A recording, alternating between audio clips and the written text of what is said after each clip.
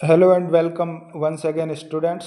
आज यानी 22 मार्च 2025 को जो कक्षा 8वीं का हिंदी विषय का पेपर हुआ है उसके सॉल्यूशन के साथ, उसके संपूर्ण हल के साथ मैं मेरे यूट्यूब चैनल आलोक क्लासेज के माध्यम से आपके बीच संपूर्ण सॉल्यूशन लेकर पहुंचा हूं। आप इस वीडियो को देखने के बाद यह मिलान कर पाएंगे, आश्वस्त हो पाएंगे कि कौन से विद्यार्थी ने कितने प्रश्न सही किए और कितने मार्क्स यानी कितने अंक उसको आज के इस पेपर से मिलने वाले हैं। वीडियो को बिना स्किप किए आप पूरा देखेंगे तो आकलन कर पाएंगे। जो विद्यार्थी पहली बार मेरे इस यूट्यूब चैनल पर आ रहे हैं वे प्लीज़ इस चैनल को सब्सक्राइब जरूर कर लें ताकि इस तरह के और वीडियोज आपको समय समय पर मिलते रहें। वीडियो को लाइक करना है, दोस्तों के साथ शेयर करना है और वीडियो कैसा लगा वो कमेंट बॉक्स में आखिर में टिप्पणी अवश्य करना। चलिए हल करते हैं। सबसे पहले था विद्यार्थियों वस्तुनिष्ठ प्रश्न, सही विकल्प चुनकर कोष्टक में लिखने वाला। इसमें प्रश्न पहला देखिए, उनकी लाइक चिट्ठियां पेड़ पौधे पानी और पहाड़ बाँचते हैं। उक्त पंक्ति में बाँचते का अर्थ है, केवल आपको सारी पंक्ति में पूछा यही गया, बाँचते का अर्थ है बाँचना यानी पढ़ना। स राइट था आपका। सेकंड क्वेश्चन देखो, पुड्डू कोटई की महिलाओं को साइकिल चलाने से समय की बचत कैसे हुई? इसमें द राइट। कुछ विद्यार्थी ऐसे भी थे जिन्होंने बस का इंतजार नहीं करना पड़ता ये भी लिखा है, लेकिन ये केवल एक काम को दर्शाता है, एक ही सुविधा की ओर इशारा करता है, इसलिए आपका द विकल्प जो है वो ज़्यादा सही था। वे सब काम जल्दी करने लगी। दीवानों की अस्थि कविता के अनुसार अस्थि शब्द का अर्थ है, ये आसान सा था। द अस्थि का अर्थ है अस्तित्व। चौथा, गोपी यशोदा से श्री कृष्ण की शिकायत क्यों कर रही थी? असही है, माखन चुराया था कृष्ण ने इसलिए वो शिकायत कर रही थी। आई प्रत्यय से युक्त शब्द है, ये तो बड़ा आसान था क्योंकि 3 ऐसे शब्द है जिसमें आई पीछे आया हुआ नहीं है, इसलिए कंफ्यूज होने की जरूरत थी नहीं। चढ़ाई। वधु शब्द का बहुवचन रूप है। छठा प्रश्न देखो, वधु का बहुवचन इसमें आपका स विकल्प सही है, वधुएं। कोई भी बड़ी मात्रा जो है वो प्लूरल बनाते समय छोटी हो जाती है, तो वधुएं। क्या निराश हुआ जाए? पाठ के अनुसार बुराई क्या है? इसमें भी स विकल्प सही था।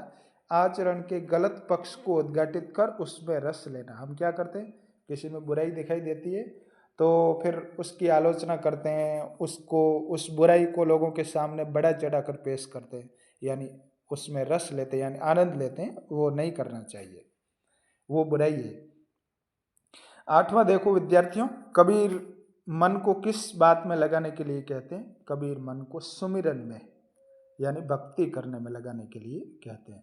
इस तरह स्टूडेंट्स ये जो एक एक नंबर के प्रश्न थे और इनको आपने हल कर लिया है, यानी 8 प्रश्न थे और 8 नंबर आपको इनसे मिल गए हैं।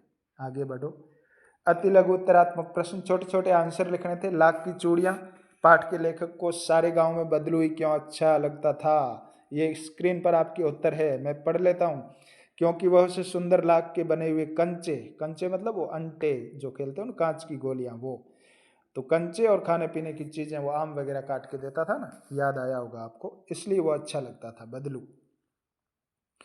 लाला जाऊलाल की पत्नी द्वारा अपने भाई से रुपये मांगने पर लाला जाऊलाल क्यों तिल मिलाए यानी गुस्सा क्यों आया? तो इसका आंसर था, उन्हें इस बात की शर्म आई, किसको? लाला जाऊलाल को, कि मेरे पास 250 रुपये नहीं होने के कारण मेरी पत्नी को अपने भाई से लेने पड़े। कबीर के अनुसार एक गाली उलटकर अनेक गाली कैसे हो जाती है? ये साधारण भाषा में मैं बता देता हूँ कि अपन किसी को एक गाली देंगे या दूसरा कोई अपने को दे रहा है, अपन वापस नहीं देंगे तो वो एक की एक रहेगी, और वापस अपन भी गाली देंगे तो एक उसने दी थी, 2 अपन ने दे दी तो मिलके 3 हो गई, फिर वापस वो और देगा तो 4 हो जाएगी, यूं करके बढ़ती जाएगी। ये कारण था इसका। तो गाली उलटकर अनेक गाली ऐसे होते हैं, हो जाती है। दीवानों की अस्थि कविता के अनुसार आज़ादी के दीवाने जगह जगह क्यों जा रहे थे? छोटा सा उत्तर है, प्रेम और भाईचारे का संदेश देने के लिए, पर उपसर्ग लगाकर। यहाँ थोड़ी सावचेती सावधानी की जरूरत थी। कुछ विद्यार्थी ऐसे थे जिन्होंने प्रदेश लिख दिया है। इसमें बच्चों पर उपसर्ग नहीं है, प्र उपसर्ग हो गया। उपसर्ग तो है देश के आगे उपसर्ग जुड़ा है, लेकिन प्र जोड़ा आपने, पर नहीं जोड़ा, इसलिए आपका सही उत्तर जो था परदेश परधर्म, यानी आपको पर जोड़कर, कोई जरूरी नहीं है परदेश और परधर्म ही लिखें, आपने दूसरे भले ही लिखे लेकिन लिखने ऐसे थे जो मैंने लिखा वैसे। विजय का समानार्थी जीत होता है, समानार्थी का मतलब पर्यायवाची। इसी प्रकार नीचे दिए गए शब्दों के दो दो समानार्थी लिखिए, घोड़ा, अश्व, तुरंग और कमल का जलज, पंकज, नीरज आदि आपने जो भी लिखे हैं। ओस की बूंद ने शहर में जाकर किस प्रकार अपने दुर्भाग्य को न्योता दे दिया। ओस की बूंद जो जंगल में घूम रही थी, प्रकृति में विचरण कर रही थी, वो शहर में जाकर क्यों नाराज हुई, उसका कारण देखो। ओस की बूंद को महसूस हुआ, को है यहाँ पे, का छप गया मेरे से, को महसूस हुआ कि वह स्वतंत्र रूप से विचरण कर रही थी, कहाँ, प्रकृति में, लेकिन बाद में पेड़ पर वो जमी, फिर लेखक के हाथ के माध्यम से वह शहर में पहुंच गई, जो अच्छा नहीं लगा। 16वां देखो, 4 नंबर का प्रश्न है, लेकिन अभी भी आशा की ज्योत बुझी नहीं है, क्या निराश हुआ जाए। पाठ के आधार पर उक्त कथन के पक्ष में तर्क दीजिए। इसका आंसर कैसे ऐसे लिखना था बच्चों, आपकी स्क्रीन पर दिखाई दे रहा है आपको इसका उत्तर, कि उक्त कथन में कवि का आशावादी दृष्टिकोण है। आशावादी, वह कहता है कि जब तूफान के बावजूद पक्षियों की चोंच में तिनका है, यानी वो आशावादी है, यानी उन्हें जीने की उम्मीद है, तो हमें भी जीवन रूपी आशा की ज्योत को बुझाना नहीं है, उम्मीद की किरण रखनी है हमें भी। सप्रसंग व्याख्या कीजिए, यहाँ ध्यान देने की जरूरत थी। सप्रसंग व्याख्या और व्याख्या में अंतर है। सप्रसंग व्याख्या में आपका कौन से चैप्टर से ये जो लाइनें ली गई है, उसके लेखक कौन है, ये भी आपको लिखना पड़ता है। तो आपको इस तरह उत्तर लिखना था जैसा आपकी स्क्रीन पे दिखाई दे रहा है, कि उपयुक्त पद्यांश हमारी पाठ्य पुस्तक हिंदी या बसंत जो भी आप लिख सकते थे, के पाठ दीवानों की हस्ती से लिया गया है, जिसके लेखक भगवती चरण वर्मा है। उन्होंने बताया कि हमने दुनिया में आकर इधर उधर की, इस जगह पे इधर है, ये मात्रा लग गई ऐसे ही, इधर मात्रा काट लेना आप, इधर उधर की बातें की, कभी खुशी में हंसे तो कभी गम में रोए, हम सुख दुख को सहन करते हुए, यानी हर परिस्थिति में को एक्सेप्ट करते हुए आगे बढ़े। इतना आंसर सरलार्थ इसका लिखना था। मुहावरों के अर्थ बताकर वाक्यों में प्रयोग। कमर कसना यानी तैयार होना, परीक्षार्थियों ने परीक्षा के लिए कमर कस लिए, सरल सा वाक्य बनता है। कायरता दिखाना, ये पीठ दिखाना का अर्थ है कायरता दिखाना। वाक्य प्रयोग, रानी लक्ष्मीबाई ने अंग्रेजों को पीठ नहीं दिखाई, यानी अंग्रेजों के सामने लड़ी, कायरता नहीं दिखाई। आप वाक्य प्रयोग दूसरे भी कर सकते हैं, कोई ज़रूरी नहीं ऐसा ही लिखा हो आपने, लेकिन शर्त ये है, यहाँ सावधानी इस चीज़ की रखनी थी कि कमर कसना ये मुहावरा आना चाहिए था, और पीठ दिखाना ये यहाँ पे आना चाहिए था, बस इतनी सावधानी रखनी थी। आप अपने घर से विद्यालय आते जाते समय सड़क पर चलने के लिए कौन कौन सी सावधानियां रखेंगे। यहाँ से स्कूल की छुट्टी के बाद या सुबह घर से स्कूल आते समय क्या क्या सावधानियां सड़क पर चलते समय आप रखेंगे। तो यहाँ पर मैंने 4 बातें लिखी है, देख लो, कि हमेशा सड़क के बाईं ओर चलना, लेफ्ट साइड में, दाएं बाएं देखकर सड़क पार करना। मान लो सड़क पार करके आपको दूसरी ओर जाना है, तो दोनों तरफ देखना कि कहीं कोई साधन नहीं आ रहा, ये भी सावचेती है। यातायात चिन्हों का पालन करना, यानी सड़क के किनारे बहुत सारे सिंबल्स लगे हुए रहते हैं, उनको फॉलो करना है। और जेब्रा क्रॉसिंग पर ही सड़क पार करना है। ये तो बड़े शहरों की बात है, खैर अपने यहाँ गाँवों में नहीं है, लेकिन शहर में यदि हम सड़क पार कर रहे हैं तो जेब्रा क्रॉसिंग पे करना है। 20वां प्रश्न देखो, शरीर को स्वस्थ रखने के 4 उपाय बताइए। ये भी आसान था। नियमित व्यायाम करना, संतुलित भोजन करना, रात में अच्छी और पर्याप्त नींद लेना, और पर्याप्त मात्रा में पानी पीना, ये शरीर को स्वस्थ रखने के उपाय थे। 21वां सबसे सरल था, कविता में से कुछ शब्द दे रखे हैं, उनके अनुसार आपको पूर्ति करनी थी कि नहीं यह सबसे कठिन समय नहीं। कठिन कहाँ से लाना, ये इस जगह पे ऊपर दे रखा कठिन। अभी भी दबा है चिड़िया की, दबा कहाँ पर लिखा हुआ है, ये नंबर 1 पे लिखा हुआ है, इस तरह ऊपर से उठाने थे। चोंच में तिनका, और वह उड़ने की तैयारी में है, अभी भी झड़ती हुई पत्ती थामने को बैठा है हाथ।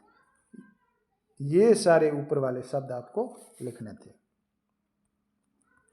फिर मिलान करने वाला देखो, निम्नलिखित शब्दों को उनके अर्थ से मिलान कीजिए। 6 नंबर का बड़ा आसान सा प्रश्न, और आपने यदि लाइन खींच के, मैं एक आध आपको बता देता हूँ। जैसे लफड़ा का मतलब होता है उलझन, यदि आपने ऐसे मिलाए, क को 3 नंबर से मिलाया तो भी आपका सही है। यदि आपने लिखा है नीचे यूं क और उसके सामने 3, ये भी सही है। और जिस तरह मैंने आपको जो स्क्रीन पे पूरा दिखा रहा हूँ मैं, अब ये देख लीजिए, इस तरह आपने यदि किया है तो भी सही है, ये आप देख लेना। फिर 23वां, निम्नलिखित गद्यांश को ध्यानपूर्वक पढ़कर दिए गए प्रश्नों के उत्तर देने। दूसरा, घिसा टायर लगाकर, ये बस की यात्रा पाठ में से आया आपके बच्चों। बस फिर चली, अब हमने वक्त पर पन्ना पहुंचने की उम्मीद छोड़ दी थी। पन्ना कभी भी पहुंचने की उम्मीद छोड़ दी थी, वक्त पर तो छोड़ो।